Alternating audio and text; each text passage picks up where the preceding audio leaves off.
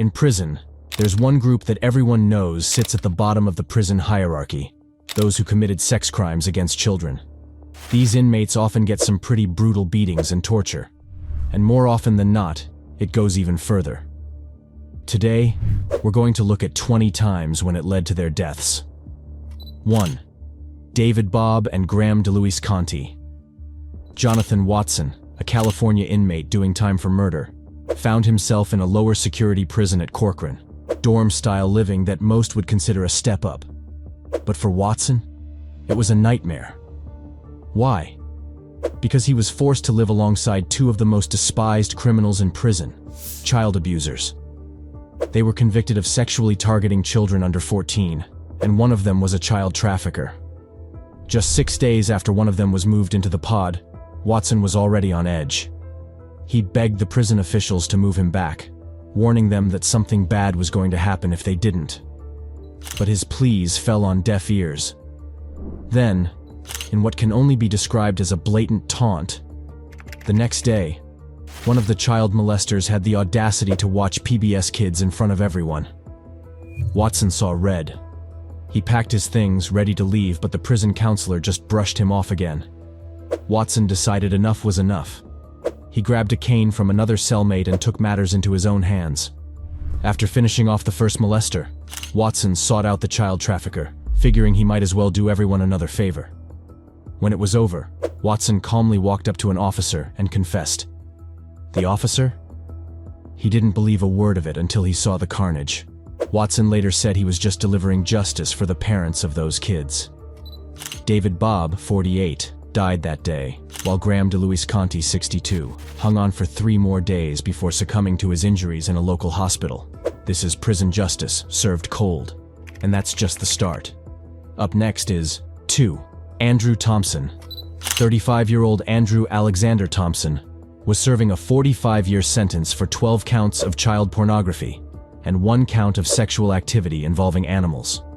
The victims he had harmed were kids as young as 2 years old. Inside Florida's Blackwater River Correctional Facility, Thompson crossed paths with 41-year-old Angel Velez, a man with a dark past of his own, locked up for armed robbery, aggravated battery, kidnapping, and a prior murder. Skip to July 27, 2022, and Velez decided to play the role of judge, jury, and executioner. With a piece of torn sheet, Velez strangled the life out of Thompson right there in his cell. No hesitation, no mercy. Then, as if it were just another day, he calmly walked up to a corrections officer and confessed, "I killed him. One less chomo to worry about." Now, Velez sits in Santa Rosa County Jail, held without bond. 3. Ashley Brofo.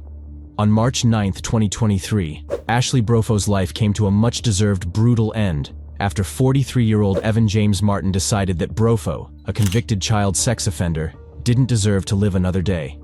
He entered Brofo's cell, locking him in a deadly chokehold, tightened his grip, forcing Brofo to the ground, wrapped his legs around him, and increased the pressure until Brofo slipped into unconsciousness. And just to make sure, Martin stood on his throat, using his full body weight so that Brofo would never breathe again. But why go to such extremes? Well, Brofo was a 40-year-old man with an intellectual disability who had lured a 9-year-old girl from a park near his home in Doubleview. Just days before his murder, Brofo had pleaded guilty to the charges against him. And yet, in the end, it wasn't the court that decided his ultimate punishment. But Evan Martin wasn't new to this kind of violence. Already serving 11 years for attempting to kill another child sex offender in 2020, when he had crafted knife-like weapons used by another prisoner to repeatedly stab his target, Martin showed no remorse for Brofo's murder. In fact, Martin admitted he was very guilty, but he was also proud. And for that pride, Martin was sentenced to life in prison, with a non-parole period of 21 years. 4. Mario Waters. Mario Waters, a 35-year-old serving a life sentence, had only been at the Terre Haute facility since April 2023, following his March sentencing for being part of a scheme that exploited an innocent 6-year-old girl. He was involved in a case where a young girl was severely abused, and even contracted STDs at the hands of Waters and another man, DeMarcus George. Waters admitted in court that he had a hand in targeting and taking advantage of this minor. The girl later revealed to federal investigators the details, how George and Waters took turns hurting her, sometimes even in the same hotel room. And fate, or should I say prisoners with life sentences, do not play. Because he was found dead after a confrontation with another inmate at the U.S. Penitentiary in Terre Haute, Indiana. On January 15, 2024, Waters was pronounced dead later that day at a nearby hospital. The details of the vigilante responsible for this weren't revealed. 5. Richard Huckle. This 33-year-old from Ashford, Kent, committed some of the most horrifying crimes imaginable, abusing up to 200 children between 2006 and 2014. He posed as a devout Christian, a teacher, someone who you'd trust with your kids. But behind that facade, he was a predator. He was given 22 life sentences in 2016 after admitting to 71 counts of sexual abuse with victims as young as 6 months old. Investigators found over 20,000 indecent images and videos on his computer. He even tried to profit from his sickening acts, crowdfunding the release of his vile material on the dark web. In fact, he was compiling a twisted pedophile's manual at the time of his arrest. But, on October 13, 2019, Richard Huckle was found dead in his prison cell at Full Sutton Prison, East Yorkshire. The details of his murder are so extreme that they can't even be published in a video. Paul Fitzgerald had attacked him with a makeshift knife in what was described as a prolonged and horrific act of revenge. He was gagged, strangled, sexually attacked, beaten, and tortured in ways you can't even think of. And much, much more. Simply said, it was horrific, brutal, and barbaric. On November 24, 2020, Fitzgerald got a life sentence. He won't even be eligible for parole for 34 years. 6. James Palmucci. On the morning of October 26, 2020, in Charlotte County, Florida, jail staff found James Palmucci, a 48-year-old inmate, with fabric around his neck. They were on their way to tell him about a scheduled court appearance. Palmucci was facing 83 charges related to child molestation, including crimes against kids as young as 12. He allegedly used Snapchat to connect with his victims, and they found video. The timing, right before his court appearance, makes you wonder. Did someone in the jail take matters into their own hands? Most likely. 7. John Geoghegan. This criminal was once a trusted priest. Someone you'd never suspect turns out to be one of the most dangerous predators. John Joseph Jack Geoghegan, an American Catholic priest, spent decades abusing his power and the trust of his parishioners, targeting innocent children.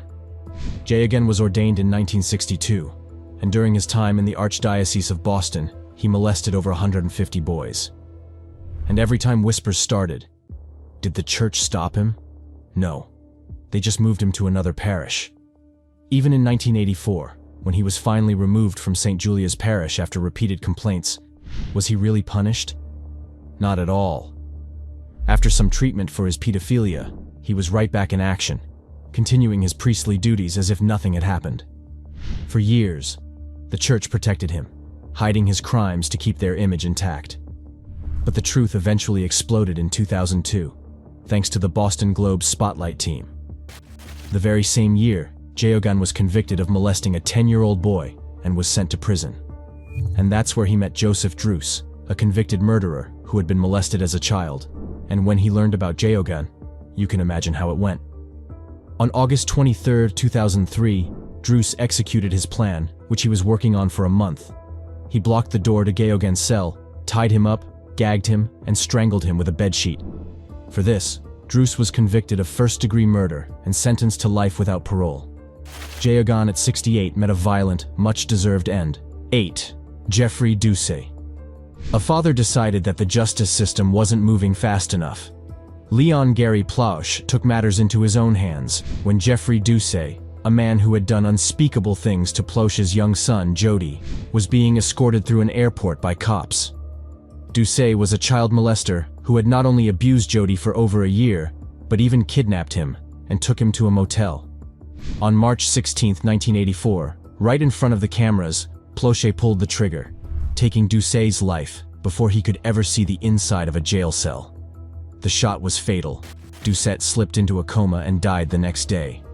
Plauche didn't serve a day in prison. Instead, he walked away with a 7-year suspended sentence, 5 years probation, and a few hundred hours of community service. One thing is for sure, if it wasn't Plausch, it would have been a convict in prison. There was no way this heinous criminal was going to survive. 9. David Kever. It was just another routine check at 11:30 p.m. on June 30th, 2019. Nothing out of the ordinary. But when the officers came back for the midnight check, they found Jimmy Ray Carruthers standing by the cell door. And when they shined a light inside, there it was Kever, lying lifeless on the floor. What really happened in that cell? Well, Kever had been in prison since 1994 for some seriously disturbing crimes, child abuse, sexual battery on kids younger than 12, even assaulting a cop. And then, he got rearrested in 2010 for not registering as a sex offender, which added nearly 9 more years to his sentence. In July 2019, while serving his time, Carruthers decided to take matters into his own hands. He strangled his cellmate, Kever, and stomped on his throat, leaving him dead on the cell floor. The autopsy showed Kever didn't stand a chance. Manual strangulation, head and neck injuries, fractures, bruises, the works. Carruthers was just a couple of years away from getting out in February 2021, but instead, he gave it all up just to keep kids safe from a predator. 10. David Oseas Ramirez. David Oseas Ramirez, 56, was brutally taken out inside Duval County Jail on July 30th, 2019. His cellmate, Paul Dixon, a man who'd been behind bars since his teenage years, ended Ramirez's life by beating him and shoving his head into a toilet. Ramirez and Dixon had an argument that spiraled out of control, leading to a deadly confrontation. When another inmate witnessed the murder, he kept his mouth shut. Because in prison, being a snitch is as good as a death sentence. And the reason behind this was that Ramirez was a convicted child molester, locked away for life for the horrific abuse of an 11-year-old girl. 11. Nelson Joseph Sanderson. 79-year-old Sanderson, serving 2 life sentences, learned the hard way that some crimes make you a marked man behind bars. Convicted of molesting his own granddaughters, he was already on society's blacklist. But in prison, he was on borrowed time. In 2016, after being found guilty of his despicable crime, Sanderson made an attempt to flee the country, but cops caught up with him. Fast forward to his life in Century Correctional Institution, Florida, where you can bet it didn't take long for someone to make him pay. He was found dead after an inmate had attacked him. 12. Clinton Dawn Simpson. Back in 2007, the parents of a 3-year-old girl claimed that Simpson, a preacher at Hazlitt Church of Christ, had molested their daughter while she was riding a miniature train he ran in his backyard. Soon, more victims came forward, 12 in total. And you'd think justice would be swift, but it wasn't. Simpson was put under house arrest, but then he was declared too mentally unfit to stand trial and sent to a state hospital in 2009. This same excuse kept popping up for years. It wasn't until June 2018 that a bench warrant finally pulled him back to the Tarrant County Jail. And to no one's surprise, David Faustino Flores, a 42-year-old from Fort Worth, is now facing a murder charge. Flores attacked him right in front of a detention officer and 2 nurses. He punched Simpson repeatedly, slammed his head into the concrete, and continued the assault even as officers tried to intervene. Simpson died from severe head injuries just after 3 a.m.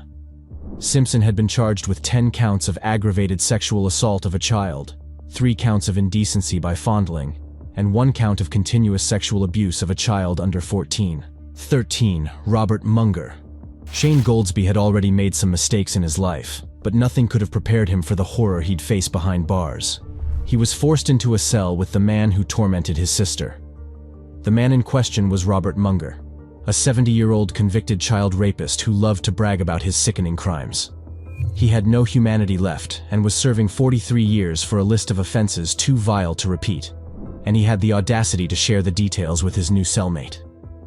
But in one of Munger's stories, Goldsby realized the victim was his own underage sister. Goldsby begged the guards for a different cellmate, but they ignored his pleas. Left with no way out and anger boiling over, Goldsby attacked Munger in a common area, delivering 14 punches to the face and head, followed by 4 brutal stomps, and then walked away. Munger didn't survive. Goldsby was sentenced to nearly 25 years for the murder. To be honest, this was a failure on the system's part. 14. Cesar Pastrana. Cesar Pastrana was once a trusted figure in his community, volunteering at both his church and a local school. But after what seemed like just another weekend event at North Star Church, everything changed. Accusations surfaced, a warrant was issued, and soon, his dark secrets were out in the open.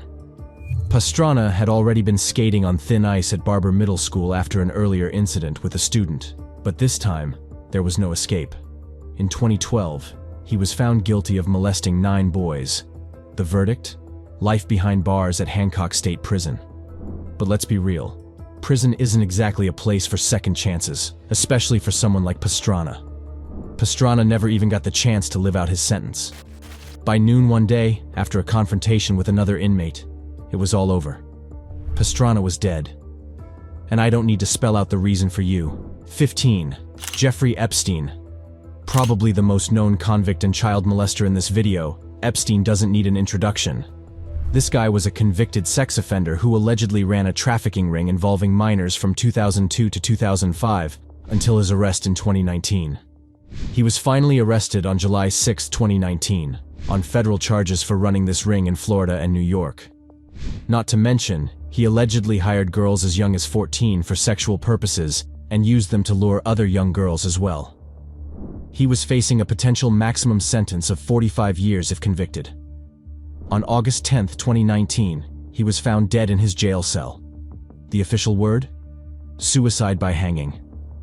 But that's when the rumors started. Was it really suicide? Or was there something more sinister at play? Did someone want to keep him quiet before he could spill the beans on his powerful connections? 16. DeAndre Austin. DeAndre Austin, once a predator on the streets of Richmond, was convicted for repeated sexual abuse of his 3 young nieces. He got life in prison on multiple counts of inappropriate conduct with minors under 14, aggravated assault, and forced acts of a sexual nature.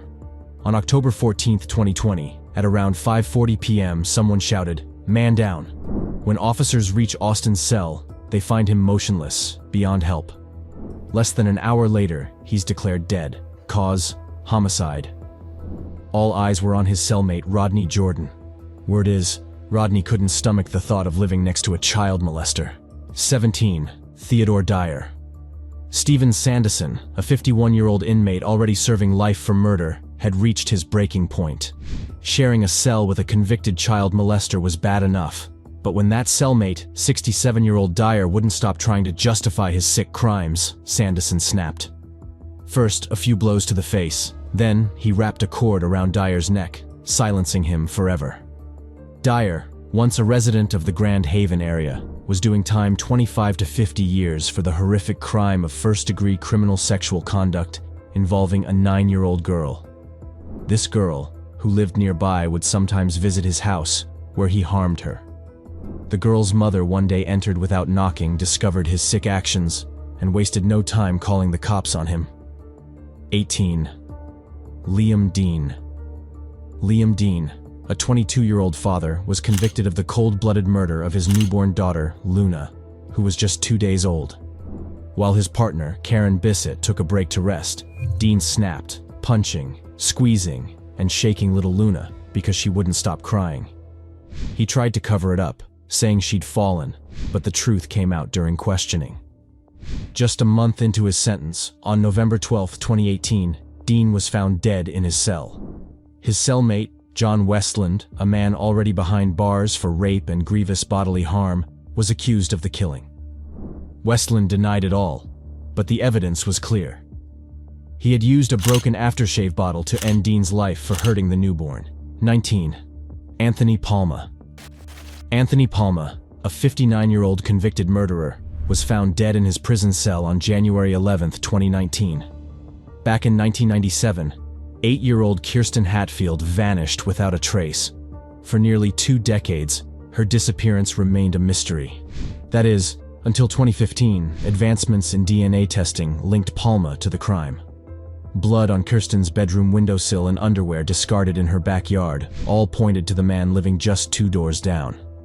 Palma was convicted and sentenced to life, but prison turned out to be a death sentence. His cellmate, Raymond Pallado, a man already serving time for a triple murder, didn't just kill Palma. He took his sweet time to do so. He strangled him with an extension cord and delivered brutal blows execution style. Now, Pilato himself isn't someone innocent. He was in for shooting with intent to kill, 3 counts of first-degree murder, and more. And now, he's added another life to his tally, all while serving several life sentences. 20. Matteo Condalucci. Matteo Condalucci, a security officer by profession, was convicted of molesting 2 children. First back in 1994 when he hurt a 5-year-old boy, and the second in 2007 when a 13-year-old girl became his victim. For the first case, he served only 5 years in prison, and the second one only got him behind bars for 2 years, which definitely boiled the blood of many. But this doesn't even end here, since he was even accused of molesting and domestically abusing his own daughter until she was a teenager. In short, he was a nightmare. But what he didn't know was that death was going to visit him at his doorstep. James Fairbanks, a school teacher and a father of 2, took matters into his own hands. On May 14, 2020, Fairbanks had gone to Condalucci's house armed with a handgun. His intent was to intimidate Condalucci after he saw him watching kids play from his driveway. When Condalucci answered the door, Fairbanks didn't waste time. He began threatening him, but when the molester moved toward him, Fairbanks pulled the trigger. The first bullet struck Condalucci in the forehead, followed by several more that hit his back and chest. In total, Condalucci was shot 7 times.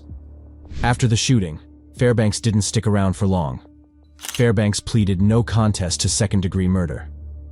On July 14, 2021, he was handed a prison sentence of 40 to 70 years, sealing his fate behind bars. One thing this video has established is the fact that someone already facing a life sentence is way more capable and fearless of bringing justice to these child molesters than any court in the world.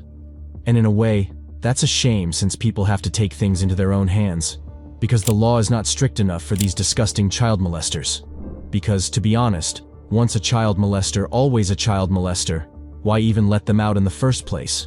What's your opinion? Let us know in the comments below. Don't forget to hit those like and subscribe buttons. See you in the next